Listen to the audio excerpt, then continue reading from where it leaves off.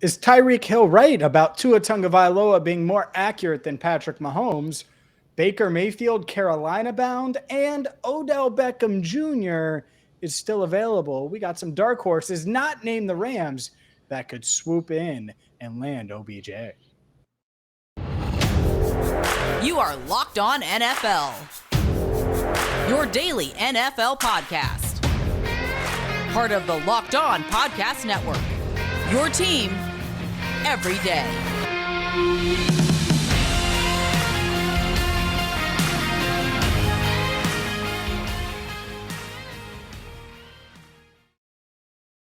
Hi again, everyone, and welcome in to Locked On NFL, a Wednesday edition. He's Tony Wiggins. I'm James Rapien. Thank you so much for making us your first listen. We're going to dive into Tua Tagovailoa's comments, or Tyreek Hill's comments about Tua Tagovailoa in just 1 second. But first, today's show brought to you by Blue Nile. If you're looking something special for her, make your moment sparkle with jewelry from BlueNile.com, and Locked On NFL listeners get $50 off purchases of $500 or more. This podcast exclusive includes engagement. Use code Locked On at checkout today. And Tony, it's kind of wild what Tyreek Hill said, at least on the surface, and I'm sure a lot of people rolled their eyes when they heard it. And I'm going to read the exact quote here. Tyreek Hill saying, obviously, I'm going to go with 15, referring to Patrick Mahomes as the strongest arm. But as far as accuracy-wise, I'm going with Tua all day. Is Tyreek Hill right to do this, wrong to do this? What was your reaction when you saw this news? He's caught more balls from either one of those guys than I could ever imagine catching. So I'll give him credit for having an opinion and having the experience with both guys to be able to make that statement. But what? To say that Tua Tagovailoa is better in any shape, matter, or form than Patrick Mahomes is going to make people look at you like something's wrong with you. Like, did you bump your head today or something? So I think there's probably some context to what he's saying. Maybe the ball is easier to catch because it's not coming at you as hard. Maybe it's right where it's supposed to be because Tua has to throw it with a little bit more anticipation, whereas Patrick Mahomes can kind of wait and do things above or beyond the X's and O's. I don't really know what the hell Tyreek is talking about when you're comparing those two guys. But here's what you asked this question: was he right to say it? Absolutely not, because I think what he's done now is put even more pressure on his quarterback, even if he was just trying to show confidence in him. I think now people are like, okay, let me see. And now everybody's going to remind him and Tua every time Tua has a bad game or every time you see Mahomes throw for 6 touchdowns, people are going to be like, can Tua do that? So I think in trying to make him more confident, he may have actually set him up for failure. I think that's a good point. And this is what Tyreek Hill's doing, because was he right to do it? In a way, and here's my logic. If you dated this supermodel, right, or you're married to your wife, you call her supermodel. I'm not trying to get you in trouble, right? But my point is, let's play the hypothetical game. If you dated this supermodel and you're Brad Pitt and you've dated her for months and months and months, and it's like, man, you're Brad Pitt and you outkicked your coverage, and then you go to you guys break up, and part of why they break up is because I think Patrick Mahomes and the Chiefs are like, yeah, I think we're okay without Tyreek if we can get a bunch for him. And you go and you're not with a supermodel anymore. She might be attractive. She might be okay. She might have some good qualities. But then you pick out the one thing. Man, she's a way better cook. First off, Tua isn't more accurate. But let's just pretend he was. Well, the arm strength matters, like you mentioned. All of these other things matter. So Tyreek wasn't necessarily saying that Tua is better than Mahomes. And I think what he was doing was trying, to your point, to hype this kid up a bit. Because Tua was supposed to be the star quarterback who, man, when you talk about Joe Burrow and Trevor Lawrence as quarterback prospects, it's Tua Tagovailoa, not Justin Herbert.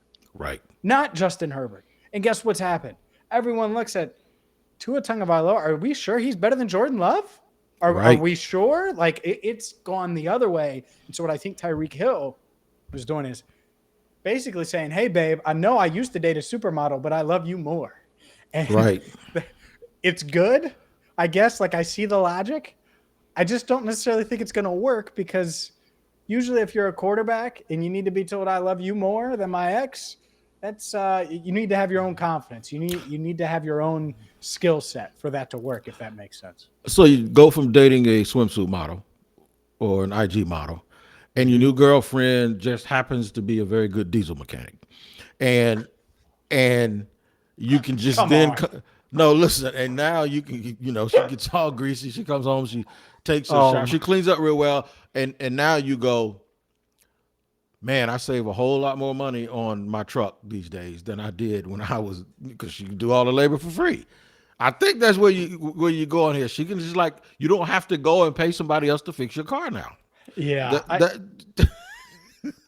Honestly, I think he was just trying to hype him up, because this idea, like, it just doesn't work, because it would be like it'd be like a failed model versus a supermodel. Right. If Brady and Giselle break up and Brady ends up with a model who didn't end up actually becoming a model and is, Miss runner-up of Montana 10 years ago, well, that's a big step down. Sorry to Miss Montana runner-up 10 years ago. Right. And so that's the point. And nothing Tyreek Hill says is going to change that. And so it's quite interesting. I see the logic and I like the strategy. I also think it's wrong, but it did get him some pub for his new podcast, because all these athletes have podcasts now. So on a serious note, Gardner Minshew, if you look at his statistics, completes like a very high percentage of his passes. Has a real good touchdown to interception ratio. Now, the passes that he doesn't complete, well, people will tell you that even the passes over 20 yards, he's very accurate. If you watch the games, though, and you watch the receivers and watch their body language, the ball kind of hangs in the air and they get smacked around when they're going across the middle. Offensive coordinators also know that there are passes that you can't ask him to throw. The stuff down the field, the stuff on the deep outs, that's just not what he's going to do. So the percentage is skewed a little bit. And I think with Tyreek Hill and his speed, he's going to learn real quick that where you could not outrun Patrick Mahomes' throws, just keep going. You can outrun Tua. Yes. You can outrun Tua, and that ball's going to hang in the air a little bit longer. And you're going to get, and you might get smacked going across the middle trying to eat up some of that real estate. Whereas with Mahomes, you could catch that thing, he could put it in there, he could throw a strawberry through a locomotive, and he'll get it in, and with you having time enough to turn around and absorb that hit. So sometimes accuracy can be misleading in terms of statistics, and I think in this case it could probably be misleading in terms of his explanation as to why he even said that in the first place. Yeah, reassuring your partner about something like that, referring to your ex, just doesn't necessarily go well. Just don't even bring it up. Nope. Just don't even bring it up. Talk about the present. Don't worry about the past. And I think that's the slippery slope that Tyreek Hill went down. They call that baggage in relationships. Baggage. That's baggage. If you moved on, why even bring the other person up? That's just the way it goes. And I agree with you. Yep. Up next, we'll dive into Baker Mayfield. Should the Carolina Panthers trade for Baker touchdown maker? We'll see coming up next. But first, a word from BlueNile.com. Whether you're ready to pop the question or you're celebrating a milestone moment, find jewelry as unique as her with the modern convenience of online shopping at BlueNile.com. You know who needs to go to BlueNile.com, Tony? Tyreek Hill, to get something for Tua Tagovailoa to make Tua forget that Tyreek was catching passes from Patrick Mahomes for all those years. So make that moment sparkle, or any moment sparkle, right now with BlueNile.com. And Locked On NFL listeners get $50 off purchases of $500 or more. This podcast exclusive includes engagement. So if you're about to get engaged, go to BlueNile.com, and it's going to show up in a discreet package that isn't going to give away what's inside. Shop stress-free and find forever peace at BlueNile.com today. Promo code Locked On. No doubt about it. And I want to let you know about the Ultimate NBA Mock Draft, which starts June 16th With over 50 insiders, nothing equals the ultimate NBA mock draft. The Locked On NBA Big Board draft experts plus the Odyssey insiders. First pick is June 16th. Search Ultimate NBA Mock Draft and follow now so you don't miss a peek. Let's dive into this Baker Mayfield topic because, Tony, Baker Mayfield is still out there. And there's a report, I know Jonathan Jones of CBS Sports reported that the Panthers still interested in potentially trading for Mayfield. Another report surfaced that it's about the money, and obviously he's set to make over $18 million guaranteed. If the Browns pay most of that, the Panthers willing to potentially trade for Mayfield. Honestly, if I'm Cleveland, if I could get I'd say a fifth or a sixth round pick, and you take care of, I don't know, 2/3 of the contract, I would do that because you clearly don't want Baker Mayfield around. He's not at the mini camp. You clearly have moved on with Deshaun Watson, regardless if he gets suspended or not. And so to me, get rid of this distraction at least, even if you have to eat some of that money, in a significant chunk of that money, like I said, 2/3, and you get a day 3 draft pick, I think I would do it. On the flip side, and this is where Carolina can really thrive. If you can get Baker Mayfield for nothing, for $5 million, basically, if you do the 2/3 argument, $6 million of that $18 million, and a fifth or a sixth round pick. Hell, what if it's a conditional fourth? I think that's a steal, considering he should be healthy and was the former number 1 overall pick for a reason. If you recall, I think Houston gave away a second round pick for somebody to take Brock Osweiler. I might be wrong about that, but I do believe that they paid. Houston paid someone. the Browns. Paid the Browns to take him. Now, I think the Browns ate the entire bit of the money. So I think in this case, you're right. I think I'd be curious as to wonder what they would want. If I'm Cleveland, I say we'll send you a second to eat it all.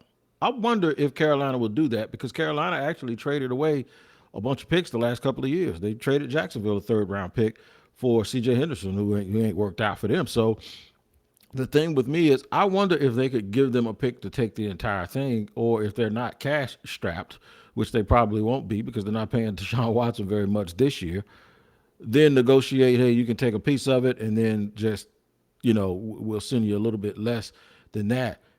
It's interesting to me what Robbie Anderson wants to do, though. Doesn't he still play for Carolina? And then he said he didn't want any parts of Baker Mayfield on that team. Mm-hmm. And if that's the case, it's also something that Dave Tepper has to wonder what's going to happen, because depending on what they have to pay and what they have to give up, I mean, he just filed for bankruptcy for a facility that they were building. And I'm just wondering, if this is Matt Rule's last year, if they don't win, how could you justify making 2 consecutive trades for one, Sam Darnold, guy who was a top 4 pick, and then Baker, who was the number 1 pick, and then still be in the hunt or the market for another quarterback? I don't know if he'll let Matt Rule make a move that could possibly help Rule but not help him enough for the team to be any good, and then come 2023, they're still looking for another QB. Yeah, and so that's the thing. Are you tanking or are you not?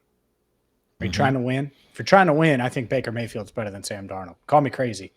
I think he is. I think he's better than what you have there. When all things are equal, of course. That said, you don't want to have 2, and they do have $25 million in cap space. But do you really want to pay Sam Darnold and Baker Mayfield $18 million? Like, it's the same 5th-year option. Like, they're in the same draft class. That's a brutal, brutal thing to have to do. So I get that aspect. And that's why if I'm Cleveland, I'm saying, okay, what do we have to pay? Because you got to pay him. If you cut him, you're paying him. It's guaranteed. Mm-hmm. And you send him to the NFC. You get him the hell out of the AFC North. Who knows? Do the Steelers, are they interested in Baker Mayfield if he gets cut? I think Baker Mayfield would have plenty of suitors if he was cut. So if you're the Browns, you want to try to control his destination. Do you really want to hold on to him going into the season? Just having this guy around? Like, I know he's not around necessarily, but just on the roster, I would get rid of the distraction. But I'm an aggressive guy. I would like get it done now rather than wait for an injury to see if someone might be willing to give you a decent draft pick for Baker Mayfield. So I'm wondering if there's any offset language in this deal, whereas if they cut him outright, he's still guaranteed the money, but if he signs somewhere else for $1 million, is the $1 million savings worth it? Or do you go ahead and make the call to Carolina? Carolina says, okay, give us a second round pick and eat $10 million of his salary, and we'll pay the another $8 million. And then Carolina can just cut him and say, we just spent $10 million and bought a second round pick in 2023 in a draft that's heavy at the top with quarterbacks. Mm-hmm. Sure. And I get that logic. Baker Mayfield is not Brock Osweiler. Let's not go crazy now. Right. And I think Brock had 2 years left on his deal, and he was taller than both of us combined. This dude was like 6'7" and got every pass batted down at the line of scrimmage. Baker's on a whole nother level, even though he's short. He doesn't get nearly as many passes batted, it doesn't seem like. So, no, I think to me, eliminate problems at some point. And I think if the Browns are willing to give up a second rounder to just move off of his deal or give up, a lot of draft compensation like that, I think teams would have already traded for Baker. I think to me, the reason is that they're worried about the money part of it. It's fine, but eat some of it, get a deal done. I think it would make sense. And I do want to see, I got to be honest with you, a Carolina Panthers quarterback battle that includes two of the top four picks in the 2008 draft. Mm-hmm. That's quite exciting for me. I don't know about you. Two of the top three. I would be excited to see that. One glitch in this entire thing, and like we just saw Jack Del Rio get fined, basically because I think he probably pissed off some of the players with what he said. There's this perception around the league that players don't like Baker. Mm-hmm. And if he's not liked, especially if he's not liked by certain, like a guy like Juice Landry, who's a player's player, you know what I'm saying? Odell. Does someone really players love Odell? And does someone really want to bring in? You can bring in a lot of guys that aren't liked by people, like Richie Incognito maybe, or somebody like that. And I'm just guessing there's some people he probably rubbed the wrong way. It can't be a quarterback. It can't be a guy at that position. It can't be the guy that touches the ball every single play on offense, who's an extension of the coach. It just can't be a guy like that playing that position. So I wonder too, when teams always talk about distractions, is that gonna fly and is that gonna jive? It's just hard for me to find a real good team other than Carolina. And like I said, I think that there's some walls up there. If I'm Dave Tepper, I don't want. I think his name is Dave, isn't it? Dave or Jack? I wouldn't want a dude that I don't even know who's going to be coaching next year to do anything that's going to cost me anything long term. No, I get that, and that's the delicate balance, especially when you look at that division. Carolina set to be the fourth place team in the NFC South. I guess maybe Atlanta. I don't know, but it's close between those two. I kind of like some of what Atlanta's done, but we can debate that on another day. That being said, Odell Beckham Jr. is out there. Guess what? I can guarantee that Odell Beckham Jr. and Baker Mayfield not going to end up on the same team. But where will OBJ land? Will he return to the Rams, where he was so happy for half a year? Will he land elsewhere? We'll discuss that next right here on Locked On NFL. And we'll discuss it after I eat this mud pie Built Bar. You might not be able to get it right now, but I'm telling you, they sent me a sample of Built Bar, and it is so delicious.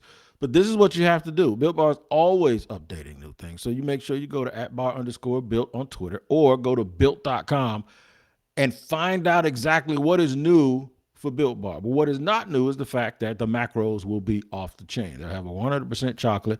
You can either get the protein-infused marshmallow, which is the puff, or you can get the good old Built Bar, the regular Built Bar that's covered with 100% chocolate, and it's so chewy and so gooey, but it doesn't mess your hands up because it's not all waxy and chalky. You're going to get a packed protein bar, about 17 grams of protein, usually around 150 calories, and 4 to 8 grams of sugar, so it's not crushing your diet. You need to go to built.com, use the promo code LOCK15 right now and get 15% off your order. That's right. I'll say it again. Go to built.com, use the promo code LOCK15 and get 15% off your order. If you need a suggestion, I suggest the salted caramel, man, because that is my go-to. So make sure you use the LOCK15 promo code for 15% off at built.com. Odell Beckham Jr. is still a free agent, and something that was written about earlier this week, and I know Mike Florio talked about it a little bit, and I think he's right. And I'm not necessarily saying Mike is always right per se, but with all the stuff and the rumblings about Odell Beckham Jr. and the Rams getting back together, shouldn't it have happened by now? And it almost feels like, I mean, you got the GM talking about it. You got that the Rams just expect Odell back. And I wonder if there's a team that swoops in and gets him anyway. Do you think he's going to go back to the Rams? And if not, give me a landing spot or two that you think makes sense for OBJ. Let me start with the Rams. It's one thing for you to bring me in when you're headed toward the Super Bowl and Robert Woods is on the team, but you guys welcome me in and Robert Woods is already under contract. It's another thing when I outplayed that contract, you wouldn't have gone to the Super Bowl without me for sure. And when I get there, I get hurt in the game. And now when I think that I'm supposed to get paid, you sign Allen Robinson to make him a real, real good deal and make him one of the highest paid wide receivers in the league to go with Cooper Kupp. So now I'm number 3, and you're going to try to pay me like I'm number 3 when I probably think when I'm healthy I'm better than Allen Robinson. That's to me the major hang-up. I think you can talk all day about wanting to be back and then wanting you back. If the money isn't right, he's not going to do it. So when you factor in where will he go, winning is important to him. I believe at this point in his career, touches is still important. I think he thinks he's pretty good. And also lifestyle. So he's not coming to Jacksonville. Jacksonville is just not. And don't laugh. I'm just. Even if it's just based purely on speculation. I like Jacksonville. I do too, and I think that we're coming up. But I'm just telling you, a guy like that is going to sit here, and the reason why you're laughing is the reason why a guy like that won't come here, because he's just going to rule. He's going to rule it out. He's just going to say, "I'm not going there. They ain't winning. It's going to take a while."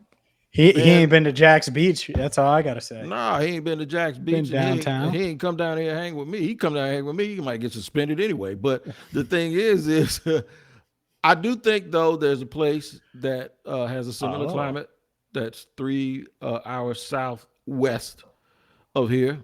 That's on the Gulf in Tampa. It's just a different ocean. You know, Gulf of Mexico as opposed to the Atlantic Ocean. Mm-hmm. And I do believe that Tampa is a destination because he saw when AB went there how they were able to get AB the ball. And I do think Mike Evans is great. The other receiver is really good. Chris Godwin. Chris Godwin is really good, but he's coming off of an injury. But Odell's coming off of an injury too. So, you go there, you're going to make a run at the Super Bowl. Another destination is obviously Green Bay. He had a chance to go there last year, and he didn't. But now, if the Rams don't want to pay him, maybe there's a little chip on his shoulder, and he goes, I'll go somewhere where I think we can beat you. I also wouldn't rule out San Francisco. I would not. San Francisco would be interesting. To me, ultimately, I think he ends up back with the Rams, but I think you brought up the point, the Allen Robinson point. They went out of their way to pay Allen Robinson. Right. They extended Cooper Kupp, and they should have. He knows that. But it's like, all right, well, damn, how do I fit into this? If you're paying Allen Robinson, I guarantee you Odell Beckham Jr. thinks he's better than Allen Robinson. I think he says, look, man, Allen Robinson's dealt with quarterback issues, sure. Did you see who I was catching passes from in Cleveland? Did you see who I was catching passes from at the end of my New York days? And so I think you brought up the one. If there was a team that could make an all-out run and figure out a way to woo Odell. And that's what the Rams did last year. They're like, we have all these weapons. Robert Woods is healthy. Cooper Kupp is the best receiver in the league this year. And yet we still want you. And it worked, right? Van Jefferson at the time, had made some plays. This Tampa Bay Bucks offense, they're going to bring back Rob Gronkowski. I think that's going to happen. But you could sell him on, hey, come play with Tom Brady. We added Russell Gage, got Chris Godwin. We We have Mike Evans. We'll add you, and we are going to just spray this ball all over the field. And you can play with Leonard Fournette, the LSU connection there. I think that could make some sense. The problem is his money. And is this the part where he's like, man, I want to get paid? Because I don't think it works yet. I think he's going to have another year like he did last year, Rams on, where he comes back mid-season and slowly gets better and better. And by the playoffs, I mean, man, he was great in that Super Bowl against the Bengals before he got injured. So he needs to have that kind of season. And if he does that and just avoids the injury at the end, I think he's going to get paid next offseason. So where can you go where you get the lifestyle, you get the targets, you get all of those things? There's only a couple of places. So you mentioned San Francisco. I think Los Angeles, Las Vegas. You sure they don't want another receiver? They just paid Hunter Renfrow. I doubt they'll do it. The Buccaneers just paid Chris Godwin and Russell Gage. I'm just throwing it out there. Mm-hmm. Could the Chargers find a way to continue to go all in? I think a healthy Odell Beckham Jr., this might be a take, by the way, is the best receiver on that team. I think he's better than Mike Williams and Keenan Allen when he's healthy. He's not healthy right now. Is that a take? I don't know. Maybe it is. I think that's really good. That's a very hot take. Is it really? Yeah. Let me throw one in. It's Odell Beckham Jr. Let me throw one in. Jacksonville. No. How about a return to the New York Giants? If by week 8 the Giants are 5-3 under Brian Daboll, how about a return? How about the prodigal son comes back home and he goes back to play for New York because Dave Gettleman's gone? How could that work? How could it work if he goes? How could it? Yeah, if he goes back to New York, how would it? If the quarterback up there is playing okay, and they didn't need a little bit of a deep threat, and Kadarius Toney's driving them crazy, could Odell go back home to New York? And that's a very New York thing. Like you could get Odell and Carmelo Anthony going back to New York at the same time. I'm just throwing it out there now. The Patriots, I was going to say maybe, but they could have had him last year and they didn't do it. So, how about New York? How about go back to the Giants? Because they're the second best team in their own damn city. I was going to say state, but that wouldn't be second. That wouldn't be true. You think the Jets are better than the Giants? The Jets are better than the Giants. Is that a take? Am I just full of takes right now? You really don't think Odell Beckham Jr. is better than Keenan Allen? Did you look at Keenan Allen last year? I think he's lost a step. I think he's lost a step. I think in their primes, he's better, but I don't think it's by much. And the thing is you're not talking about a guy who's had a knee injury to the same knee he's had before. So if anyone was skeptical about Odell before, they're going to be skeptical about him now. And then you're asking the people that love Keenan to say that a guy who's injured is better than Keenan. He's going to get the cooking because he's at home. They just paid Mike Williams to be their number one, by the way. And when Mike Williams is on, Mike Williams is different. But he's Alshon Jeffrey different. Meaning he's a guy with a catch radius and all of that stuff. But we ain't gonna sit here and talk about him like he's Kelvin Benjamin. That's not. Mike Williams is better than that. And Mike Williams has also started to eat the route tree up a little bit more. So he's not Mike Evans. No. He's not Mike Evans. No, he's not. But he has some moments now. He has some moments. You gonna say he's better than T. Higgins? You might be going. T. Higgins has not yet been as good as Mike Evans has been at his. Mike Williams? As Mike Williams has been at his best. At Mike Williams' best, Mike Williams can play. What are you watching? Clemson tape? Like what are you watching? No, but Mike Williams can play, man. Come on, man. Come on. Man. Come on. I like T. Higgins, man, but come on, man. Just slow down a little bit, James. He had 1,400 yards last year, T. Higgins did, in 18 games. Did he? 1,400.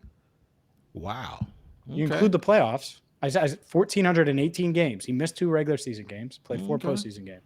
Just saying. All right. Just so you know, when Jamar Chase was dropping all those balls, I was the one that said, hold your horses, he's still great. Didn't I? I'm just – So you need to trust me on some wide receivers. All I'm saying – no, I'm just using your own team – to show you that you need to be trusting me. Look, this is how the young people do it. You need to be trusting me on these wide receivers. All right, I stood by your boy when everybody wanted to run him out of there and send him back to LSU, and I told him he's great, and he ended up being great. And I'm telling you, Mike Williams can play. At least they think he can. Let me ask you one more team, NFC North. Okay. Not the Packers. You thought I was going to say the Packers. What if the Vikings? What if the Vikings? There's no way Odell would be willing to live in Minnesota, right? I don't think so. I used to hang in Minneapolis a little bit. It was fun There's some good stuff there. I was 20, but I was 20 with a pocket full of money, so it was different for me. But it's Odell. Yeah, you were going to that Mall of America, just spending.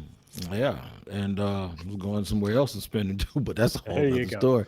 But yeah, I don't know if he'd be excited to catch balls from Kirk Cousins, and then he's going to have to share. Jefferson. He's got to share. He's got to, and they're very, very close. They're closer. I believe him and Justin Jefferson are closer than him and Jamar. I really do. Oh, they are. Yeah, they are. Yeah. So I'm just there's that LSU connection. I just want to throw it out there, right? Because that's another one. But ultimately, who the hell knows with Odell, right? Baltimore, if a team is winning, even though Greg Roman has been getting crushed by former players, it depends on. Odell has this luxury. He can sit and watch for about 5 or 6 weeks. You think he's going to do that? You think he's going to wait? I would. If I was him, I'd sit and wait unless somebody throws. If the money's going to all be relative anyway, and I'm probably going to be playing for a little bit more. I think right now, coming off injury, he's playing for not very much. I think if he waits and cherry picks a situation for a team that's a contender, but they're missing that one guy, I think he could then turn that into – he could probably sit out 6 games and still get the same amount of money that he would if he signed with somebody before camp. I'd sit and wait. By the way, why would Jacksonville, going back 10 minutes ago, why would Jacksonville be interested when they already got Christian Kirk? Because because you have Trevor Lawrence. Man, that was a joke. That was a joke. Don't answer that one. Come on. I like Christian Kirk though. You like Mike Williams too. You think Mike Williams is a man? Yeah. You know what? If Mike Williams got traded to the Cowboys, it would just be. I might lose my mind, right? I'm losing mine right now. Yeah, me too, man. But don't lose your mind, James, man. Let's remind them to watch this podcast and find this podcast wherever you get your podcast. I said podcast 3 times in 5 seconds, but the Locked On NFL podcast. This is not, we ain't here just Wednesdays, and we're not just your first listen on Wednesdays. It could be your first listen every single day, Monday through Friday. We have other great hosts from around the Locked On Podcast Network and Locked On NFL that can give you all, maybe not as funny, but maybe not as good looking, but they can still give you some of the stuff that James and I do every day. Great content, Monday through Friday. Make sure you subscribe and like and follow the YouTube page as well. Jamie, I think it's time to go. We can argue more offline. How about that? Sounds good to you? All right. Y'all take care of each other, man, and do what we always do. It's Tony Wiggins with Locked On NFL. For James Rapien and Tony Wiggins, we'll see you next week.